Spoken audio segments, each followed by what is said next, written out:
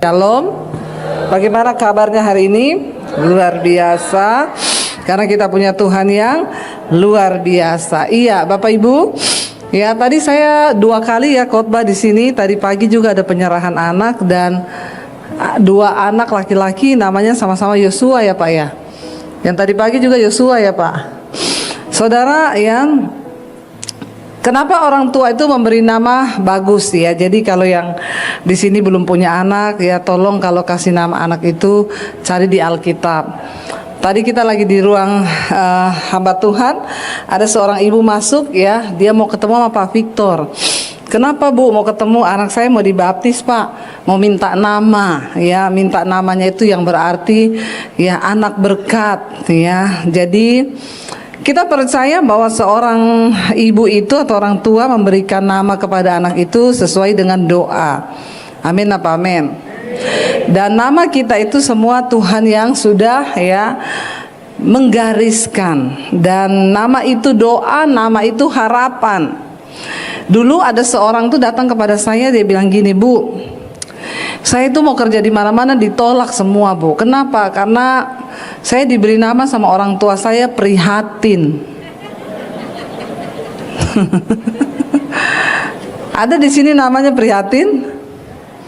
Biasa memang orang Jawa itu ya suka memberi nama sesuai dengan keadaan. Tapi yombo ojo dikei nama prihatin toh yo Bu. Ya, dulu ada orang di sini namanya Clara gitu ya. Saya bilang, namanya orang Jawa kok kayak orang bule ya, Clara. Bukan Bu, waktu itu saya dilahirkan dalam keadaan keloro-loro. Jadi dikei nama Kloro, bacanya Clara, tulisannya ya tapi itu keloro-loro. Yombo ojo toh. Saudara, di Alkitab ada seorang yang diberi nama juga tidak bagus. Makanya kalau kasih nama itu hati-hati. Di dalam 1 Tawarik pasal yang keempat, kita tuh sering ya menyanyikan lagu ini yang kita tahu bersama dengan judulnya tuh Doa Yabes. Ya, tapi wah kalau nyanyi itu luar biasa pasti ya. Kiranya apa? Engkau memberkati aku berlimpah-limpah. Makanya banyak orang kasih nama anaknya itu Yabes. Ya, padahal arti nama Yabes itu apa? Penderitaan atau kesakitan. Ya. Kenapa itu bisa terjadi? Saudara, coba kita lihat 1 Tawarik pasal yang keempat ya, ayat yang ke-1 dulu kita baca sampai dengan ya ayat yang ke-10. Ya, kalau kita lihat di sana dalam 1 Tawarik ini adalah kisah keturunan Yehuda dari cabang lain. Ya, dikatakan ini keturunan Yehuda. Ayat yang pertama, anak-anak Yehuda ialah Peres, Hesron, Karmi, Hur, dan Syobal. Kalau saudara baca sini ada nama-nama banyak di situ, semua nama. Reaya anak Syobal memperanakan Yahat, dan Yahat memperanakan Ahumai, dan Lahat itulah kaum orang Zora. Inilah anak-anak Etam, Yisril, Isma, dan lain sebagainya. Kalau kita baca itu semua isinya nama-nama. Tapi yang menarik saudara, di ayat yang ke-9 di sana dikatakan begini, baca bersama 1, 2, 3 ayat yang ke-9. Yabes lebih dimuliakan daripada saudara-saudaranya. Nama Yabes itu diberi ibunya kepadanya sebab katanya apa? Aku telah melahirkan dia dengan kesakitan. Jadi nama Yabes itu yang berarti menderita atau kesakitan itu diberikan oleh ibunya karena pada saat itu ibunya dalam keadaan menderita. Ya, bahkan bukan hanya ibunya. Saudara, ya kisah dari 1 Tawarik ini ditulis. Ini adalah satu kisah ketika pada waktu itu bangsa Israel ya, mereka baru kembali dari pembuangan. Ya, ini adalah satu kisah silsilah kerajaan Yehuda dari 1 Tawarik ini. Dan ketika kitab ini ditulis ya, ketika itu orang-orang Yehuda itu mereka baru kembali dari pembuangan di Babel. Seperti yang kita tahu bersama ya, pada abad ke-6 sebelum Masehi itu Yerusalem dihancurkan oleh kerajaan Babel, dan akhirnya mereka dibawa ke Babel, ditawan selama 70 tahun. Bayangkan saudara, ya, ditawan 70 tahun, dibawa pindah ke satu tempat yang mereka tidak mau dan pasti tidak nyaman, dan di sana mereka ya disuruh bekerja selama 70 tahun di Babel. Mereka hidup di dalam pembuangan. Lalu ketika sudah selesai masa pembuangan itu seperti janji Tuhan, mereka disuruh pulang. Nah, 70 tahun mereka sudah tinggalkan rumah, mereka sudah tinggalkan kotanya, lalu disuruh balik lagi. Kira-kira keadaannya masih sama seperti itu enggak? Ya, udah beda semuanya. Mungkin rumahnya udah nggak ada, mungkin di situ tinggal rerumputan. Mereka melihat banyak hal yang sudah berbeda. Kembali dengan masa kritis, kembali kepada negeri yang tadinya mereka tinggali, dan pasti keadaannya tidak enak, saudara. Nah, di tengah-tengah keadaan seperti itu, saudara, seorang yang bernama Yabes ini lahir. Jadi coba kita bayangkan keadaannya. Di tengah baru pulang dari pembuangan 70 tahun, masuk ke daerah lagi itu dalam keadaan yang sudah tidak nyaman. Mereka sedang ada dalam pergumulan. Bahkan bangsa Israel pada waktu itu juga sedang di dalam situasi yang sulit. Ya, mereka sedang bertanya-tanya apakah penyertaan Tuhan dan janji-janji Tuhan itu masih akan tergenapi atas mereka, karena kesulitan ada di depan. Di saat seperti itu, ibunya Yabes ini hamil, lalu melahirkan. Makanya kalau mau hamil itu lihat-lihat keadaan. Amin, Bapak Ibu. Jangan sembarang hamil saja. Ya, itu orang nanti, waduh, lagi dalam keadaan susah, akhirnya karena sukar. Saya takutnya lagi banyak utang, dikejar-kejar orang, anaknya lahir dinamain debt collector. Ya, jangan sampai begitu ya. Makanya perhatikanlah dengan seksama waktu-waktu yang ada. Nah, di tengah keadaan yang sulit, mamanya ini hamil melahirkan anak, lalu diberi nama Yabes ya. Tadi dikatakan di sana yang artinya apa?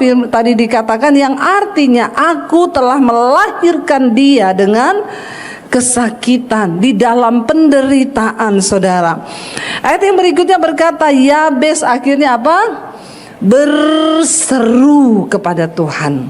Dengar baik, saudara, sekalipun mungkin orang tuamu memberi engkau nama yang tidak sesuai, atau keadaan memaksa kita melihat bahwa segala sesuatu tidak ada harapan lagi, atau mungkin orang berkata memang sudah nasib dari nenek moyangmu itu, kau itu dilahirkan miskin, jadi tidak mungkin lagi engkau bisa diberkati. Dengar baik-baik, sesuatu terjadi ketika Alkitab berkata dan mencatat Yabes apa? Berseru. Waktu dia berseru, ketika dia memalingkan imannya kepada Tuhan, ya, dia berseru kepada siapa? Dikatakan kepada Allah Israel. Hari ini, apakah engkau berseru kepada Tuhan? Engkau mengalami masalah, penderitaan, kepada siapa engkau berseru? Saya berseru sama mertua, Bu. Ya, bertobat. Jangan berseru kepada orang tua ketika engkau ada masalah. Jangan berseru kepada mertuamu. Jangan berseru kepada pendetamu. Datang sama Pak Victor, Pak, saya ini nggak punya uang, Pak. Ya, tolong Bapak bantu saya lah, jatuh tempo ini, Pak, besok 6 juta, Pak. Ya, ada loh orang-orang begitu. Datang sama saya, Bu, besok saya harus bayar 8 juta. Ibu bisa bantu nggak? Tolong bayari, Bu. Ya, banyak jemaat begitu. Saya sudah dikejar-kejar. Saya bilang, saya juga dulu pernah dikejar-kejar. Tapi saya nggak datang sama manusia dan meminta uang. Saya duduk di kaki Tuhan. Aku berseru kepada Tuhan. Kalau engkau berseru kepada manusia, manusia cuma bisa tolong engkau bulan ini aja. Tapi kalau Tuhan yang menolong, diselesaikan sampai ke akar-akarnya. Katakan amin. Ya, nggak usah cari pendeta, nggak usah cari manusia, cari Tuhan. Iya, datang lagi, Bu, saya mau berbagi, Bu. Berbagi apa? Pergumulan. Nggak usah, saya sudah banyak sama saya pergumulan. Kasih sama yang butuh saja. Ya, nggak usah bagi-bagi pergumulan. Ya, pergumulan itu datang serahkan ke Tuhan, di kaki Tuhan, duduk curhat. Dalam keadaan yang pahit, Yabes mengerti bahwa nasibnya mungkin pahit. Dia diberi nama Yabes, itu pasti akan menjadi olok-olok. Mungkin dia dibully, karena artinya namanya itu penderitaan, penyakitan, kesakitan. Jadi saudara bisa bayangkan kalau ada anak kita dikasih nama penyakitan, di sekolah dipanggil, "Hei, penyakitan, penyakitan." Enak gak saudara? Kemarin saya baca berita ada anak 4 SD bunuh diri loh saudara, karena dibully di sekolah. Ya, jadi Yabes itu secara manusia nasibnya, masa depannya sudah buram. Dipanggilnya aja penyakitan. Penyakit itu penyakit datang loh. Kan kasihan saudara. Tapi Tuhan bisa mengubah nasib ya menjadi sebuah rencana Tuhan yang indah. Waktu apa? Alkitab berkata, waktu Yabes berseru kepada Allahnya. Saudara, penting hari ini berserumu kepada siapa? Mari datang berseru kepada Tuhan. Jangan berseru kepada manusia. Tidak usah berseru ke saya. Saya ini HP saya penuh orang konseling. Ya, konselingnya juga saya selalu jawabnya apa? Cuma apa? Berdoa. Cari Tuhan. Kita ini tidak bisa bikin apa-apa. Pendeta juga nggak bisa bikin apa-apa. Tugas saya membawa jemaat itu datang bertemu dengan Tuhan, tapi bukan bertemu saya. Makanya saudara jangan taruh imanmu kepada saya, jangan taruh imanmu pada Pak Victor, taruh imanmu kepada Tuhan. Tuhanlah yang sanggup menjawab. Tidak ada manusia hebat, nggak ada pendeta hebat. Yang ada itu Tuhan yang hebat, dengan iman saudara yang hebat. Ya, dan akhirnya Yabes itu berseru. Dia nggak suruh titip doa, ya titip ya, tolong serukan kepada Tuhan, enak aja. Emang Tuhan pakai makelar, pakai perantara? Datang sendiri. Engkau yang harus berseru kepada Tuhan. Dikatakan lalu Yabes berseru kepada Allah Israel. Katanya apa? Dia berdoa, dia meminta kepada Tuhan agar nasibnya diubahkan, agar apa yang sudah dibuatkan kepada dirinya, yaitu penderitaan, kesakitan, itu diubah Tuhan. Dia bilang apa? Dia berkata, kiranya engkau apa? Memberkati aku berlimpah-limpah dan memperluas daerahku, dan kiranya tanganmu menyertai aku dan melindungi aku daripada malapetaka, sehingga apa? Kesakitan tidak menimpa aku. Makanya dia berdoa supaya jangan ada kesakitan, karena memang arti namanya itu adalah kesakitan. Apa doanya di sini saudara? Dia berkata kepada Tuhan, kiranya engkau memberkati aku berlimpah-limpah. Menjadi orang kaya dan menjadi orang yang diberkati dua hal yang berbeda. Banyak orang kaya tapi tidak diberkati, ya. Banyak orang kaya tapi tidak diberkati. Banyak orang yang pas-pasan kelihatannya tapi diberkati. Apa tolak ukur antara diberkati dan kaya? Orang yang kaya mungkin dia punya banyak harta, tapi dia tidak diberkati. Jadi dia tidak diberi kuasa untuk menikmati. Karena kaya atau keberhasilan itu nggak bisa diukur dari berapa banyak yang kita miliki, tetapi dari berapa banyak yang dapat kita syukuri, dan itu bisa kita bagi untuk menjadi berkat bagi orang lain. Orang yang kaya belum tentu diberkati. Artinya apa? Walaupun dia punya banyak, dia belum tentu dapat menikmati banyak. Ya, seperti khotbah saya, penjaga villa sama yang punya villa. Ya, kemarin saya lihat pembangunan sekolah misi, saudara. Saya bersyukur Tuhan taruh itu di hati saya, sehingga sekolah misi, ya berkat jemaat di tempat ini juga ya, yang sudah memberi banyak hal saudara untuk rencana Tuhan boleh terjadi. Saya juga nggak tahu kenapa Tuhan pilih Semarang. Tadinya saya itu mau di Solo, ada di Karanganyar, tapi semuanya Tuhan belokkan. Ya, ketemu jemaat di tempat ini, Pak Agus memberikan tanahnya untuk kita pakai. Lalu ketemu Pak Iksanto yang membangunnya tanpa dibayar saudara, ya bahkan ikut nombokin, ketemu Pak Victor yang punya banyak pengalaman di sekolah. Karena saya ini memang saya nggak punya pengalaman apa-apa, saudara. Saya cuma bilang, Tuhan, kenapa Tuhan pilih saya? Saya ini nggak ada pengalaman apa-apa, tapi Tuhan tuh ngomong, aku cuma cari orang yang beriman. Karena imanku, iman yang dapat mewujudkan semua rencana-rencanaku yang besar di bumi ini. Ya, ketika kita punya iman, maka segala hal yang mustahil pun bisa terjadi. Jadi kemarin saya pergi lihat pembangunan sekolahnya sudah berjalan sejauh mana, dan kita melewati di situ kan banyak daerah villa-villa, banyak villa-villa yang kosong, saudara. Saya bilang sama Pak Victor, Pak, ini villa-villa bagus-bagus banget ya. Iya Bu, tapi ini kosong. Tuh pada ditulisi dijual.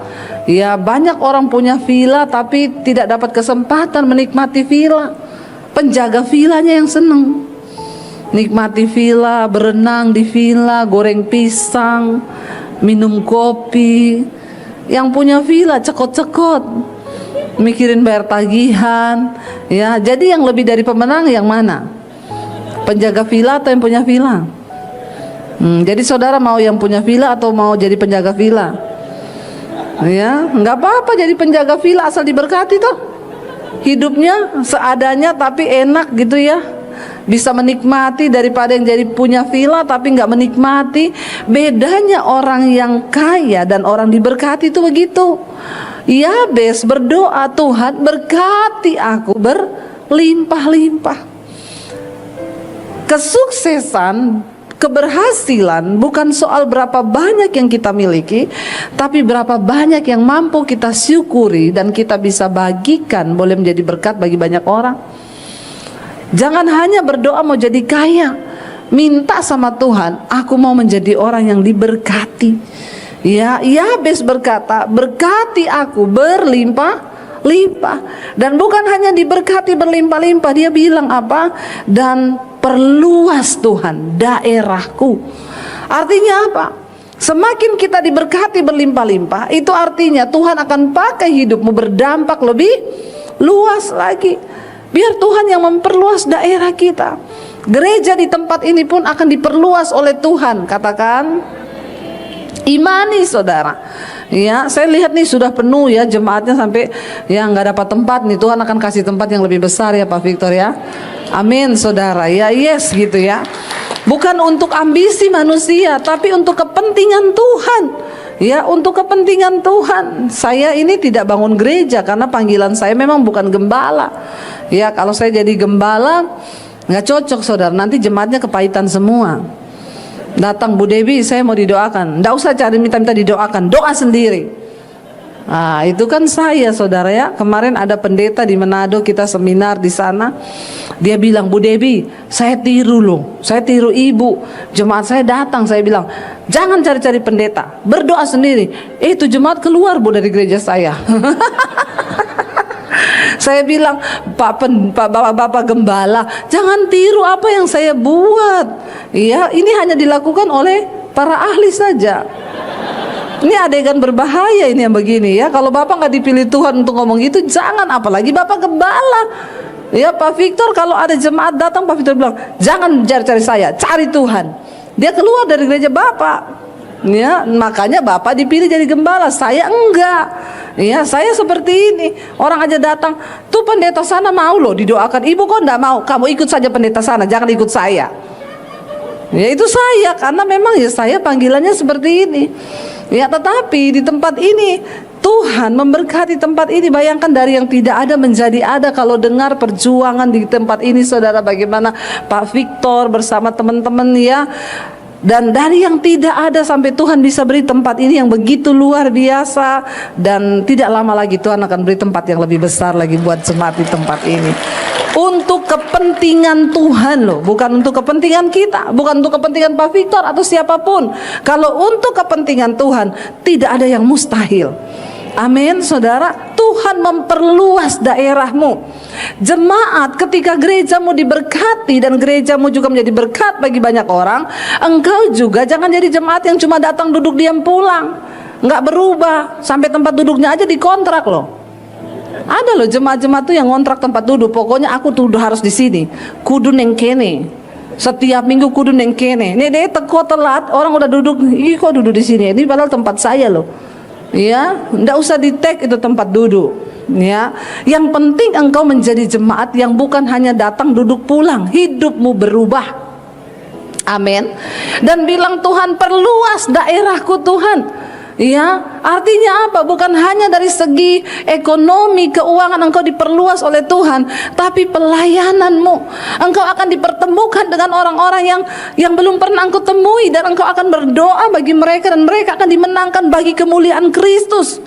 Cari jiwa, menangkan jiwa, dan akan dibawa ke tempat ini, karena Tuhan akan memberikan satu tempat yang lebih besar lagi.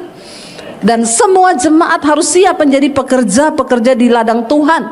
Saudara, banyak gereja, kenapa saya itu ditaruh Tuhan hati untuk bikin sekolah misi ini? Ya, karena gereja itu kebanyakan hanya berdoa tuayan, ya, tuayan menguning. Saya itu diberi Tuhan hati begini. Banyak gereja hamba Tuhan hanya berbicara tentang tuayan, tapi warningnya Yesus berkata, memang tuayannya banyak, tapi pekerjaannya itu cuma sedikit. Buat apa tuayan banyak kalau pekerja sedikit? Nah, hari ini Tuhan taruh tuh di hati saya, kamu harus bergerak, cetak para pekerja-pekerja itu, beri hati bagi mereka. Nah, di sekolah misi ini tadi Pak Victor sampaikan, kenapa nggak diterima, nggak usah daftar yang di atas 60 tahun ya. Ya, tapi saya mau melayani Tuhan Ibu, berdoa saja sayang, kau so tua berdoa saja. Tidak bisa lagi dikirim misi Pak Victor.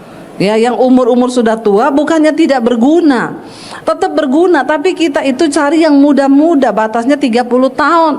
Kenapa? Mereka masih bisa dikirim, ya, pergi sampai ke pedalaman-pedalaman untuk memenangkan Indonesia bagi kerajaan Allah.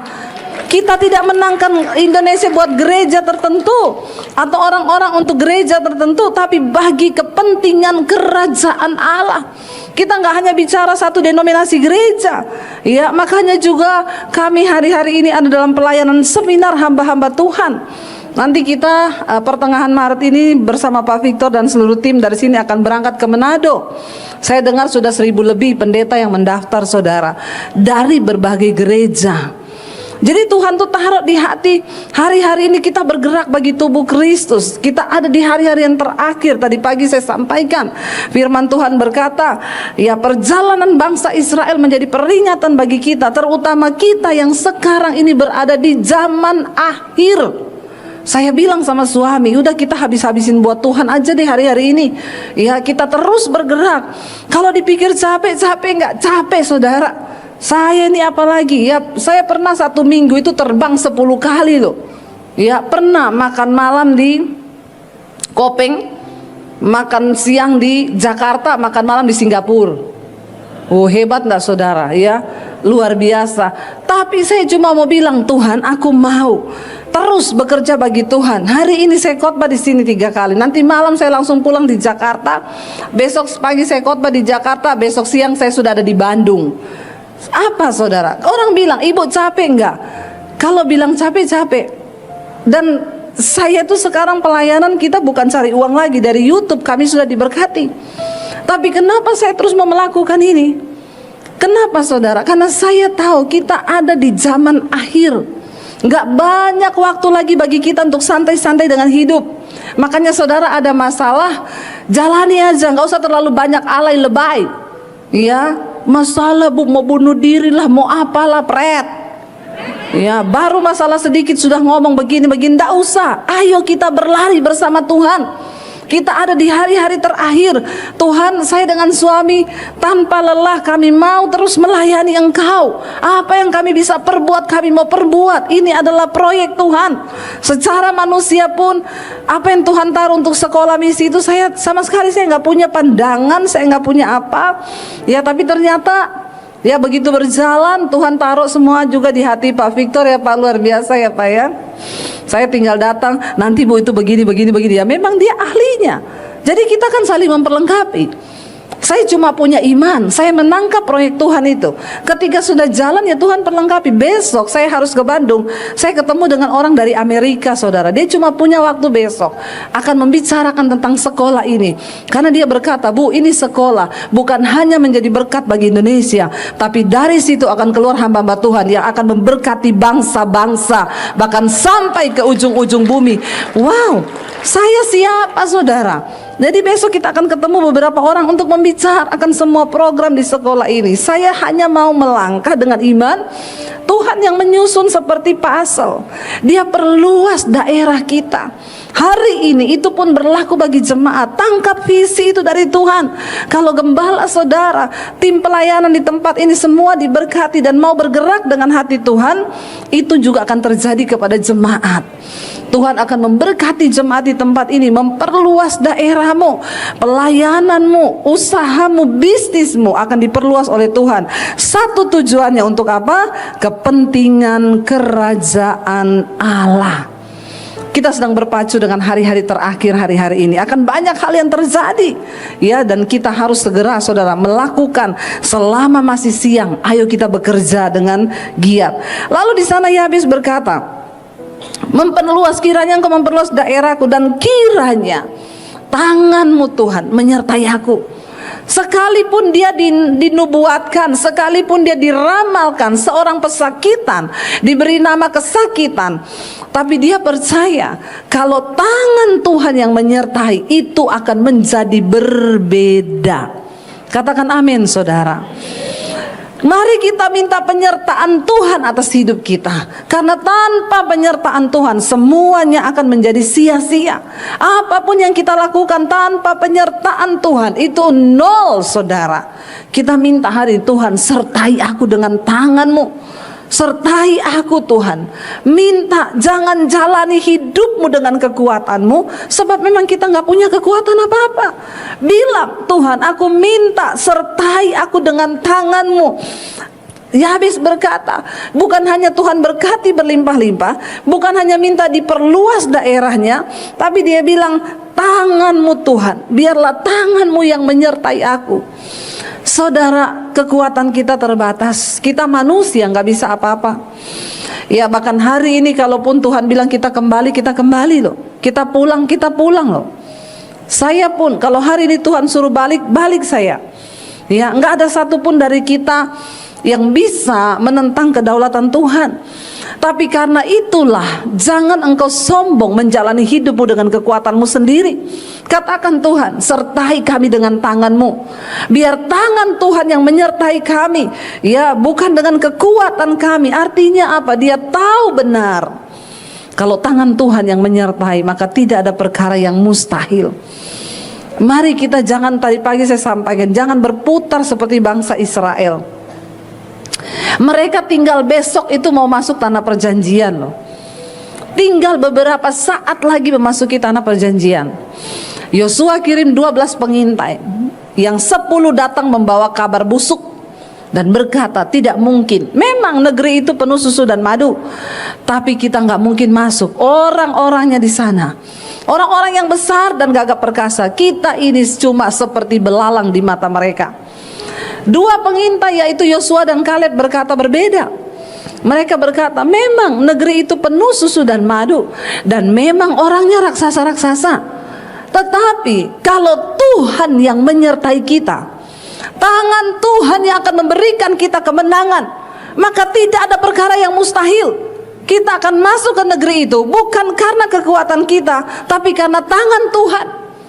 Tapi cuma 2 orang yang bicara begitu, Yosua dan Kaleb. 10 orang membawa kabar busuk. Dan memang kabar busuk itu lebih enak didengar daripada kabar baik.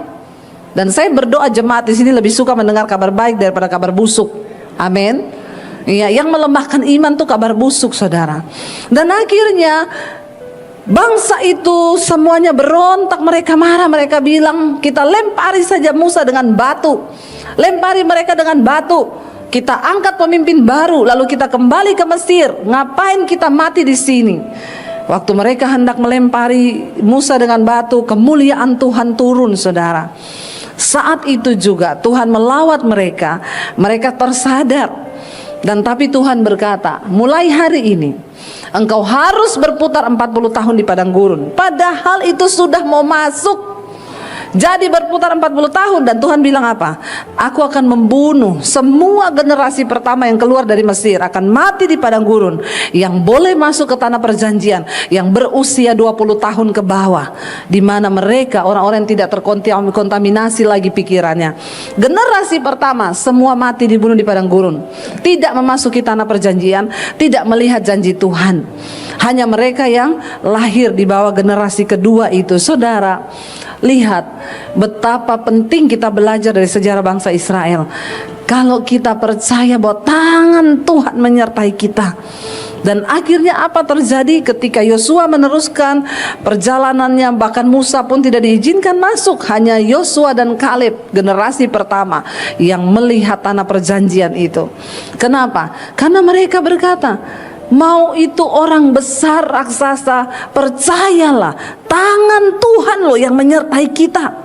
Ya, penting bagi kita tahu bahwa Tuhan menyertai kita. Kalau Tuhan menyertai kita, ada banyak perkara besar yang bisa Dia lakukan lewat hidup kita. Saya ini bukan siapa-siapa, tapi karena tangan Tuhan menyertai saya, saudara. Siapa saya? Kalau hari ini Tuhan perluas daerah pelayanan saya, itu semua hanya karena tangan Tuhan. Tidak ada karena kegagahan atau kekuatan kita, semua karena tangan Tuhan. Makanya Yabes berkata, sertai aku Tuhan. Dan dia katakan di sana, melindungi aku daripada malapetaka. Yabes sungguh-sungguh meminta dari malapetaka dan juga kesakitan jangan sampai menimpa aku. Kenapa? Karena itulah arti namanya. Ya, malapetaka, kesakitan, penderitaan. Hari ini kalau ada yang namanya prihatin, engkau tidak akan prihatin lagi. Ya, kalau masih bisa ganti akte sih ganti aja ya. Karena sulit melamar pekerjaan. Benar, ada dulu yang konseling sama saya, bolak-balik ke perusahaan manapun masukin lamaran ditolak karena namanya prihatin. Kata perusahaannya, nanti kamu masuk sini perusahaan kami juga jadi prihatin. Ya, saudara. Tapi kalau Tuhan yang mengubah segalanya, tidak ada kutuk yang tidak bisa dirubah menjadi berkat. Kalau tangan Tuhan yang menyertai kita. Kenapa? Yesus sanggup melakukan lebih banyak. Yesus sanggup melakukan lebih besar dari apa yang kita harapkan dan apa yang kita doakan. Dan Yabes tahu itu, karena itu dia datang. Dia berseru kepada tujuan yang benar, yaitu kepada Tuhan. Jadi hari ini saya berdoa, tidak ada lagi dari kita yang datang berseru kepada mertua, datang berseru kepada orang tua, ada masalah cari orang tua, ada masalah cari siapa-siapa. Bahkan kalau bisa nggak usah berseru sama Pak Victor, ya justru bantulah beliau. Boleh tanya, Pak, apa yang kami bisa bantu dalam pelayanan? Ya, jangan berseru kepada dia bawa masalah. Pak, saya mau berbagi dengan Bapak. Berbagi apa? Berbagi penderitaan. Nggak usah mau Pak Victor. Bilang aja, saya juga sudah banyak penderitaan saya. Jangan kau kasih lagi saya penderitaan. Ya, berbagi itu uang, jangan berbagi penderitaan. Amin. Ya, kalau penderitaan gak usah tepuk tangan, lakukan saja. Ya, penderitaan itu engkau datang kepada Tuhan. Jadilah jemaat yang bertumbuh, jemaat yang dewasa. Ya, nggak usah cari orang curhat kanan kiri, curcol kanan kiri. Datang sama Tuhan, duduk di kaki Tuhan. Yabes berseru kepada Allah Israel. Manusia nggak bisa tolong kita, sehebat apapun dia. Pendeta nggak bisa tolong kita. Yang bisa menolong kita itu Tuhan yang hebat. Karena itu saudara, saya ingatkan sekali lagi, ayo di hari-hari zaman akhir ini, biar iman kita semakin teguh di dalam Yesus. Apapun prediksi, memang akan banyak hal terjadi di tahun ini. Kita nggak tahu, keadaan begitu tidak menentu. Bahkan Indonesia, iklimnya sedang memanas menjelang pemilu. Kita perlu sungguh-sungguh berdoa, ya, supaya benar-benar kehendak Tuhan terjadi buat bangsa ini. Ketika ada orang-orang benar berdiri di kepemerintahan, makanya di mesbah doa setiap malam kita berdoa, Tuhan, sucikan negeri ini, bersihkan dari oknum-oknum yang tidak benar. Hari-hari ini kita lihat terus bangsa ini dibersihkan Tuhan. Ya, dari hal-hal yang tidak berkenan dibersihkan. Ya, mulai dari TN hari ini kita melihat ya bangsa ini sedang terus dibersihkan Tuhan. Jangan berhenti berdoa. Terus berdoa dan berdoa. Cuma itu kekuatan kita. Mari hari-hari ini kita semakin meneguhkan iman kita. Datang kepada Tuhan. Kita percaya bahwa Dia Tuhan yang tidak pernah gagal, saudara. Sekalipun orang merancangkan kegagalan atas hidupmu, masa depanmu, pekerjaanmu, kalau Tuhan yang menyertai, tangannya menyertai, maka tidak ada perkara yang mustahil. Karena penyertaan Tuhan itu sempurna dan rancangannya penuh damai bagi hidup kita. Saudara, terima kasih sudah menyaksikan channel saya, dan saya berharap semua khotbah-khotbah saya menjadi berkat. Jangan lupa subscribe channel hanya di Debbie Basjir TV. Ya, bukan yang lain. Catat Debbie Basjir TV. Hanya di Debbie Basjir TV. Jangan lupa like, subscribe, dan bagikan ini kepada teman saudara agar semakin banyak orang diberkati. Tuhan memberkati.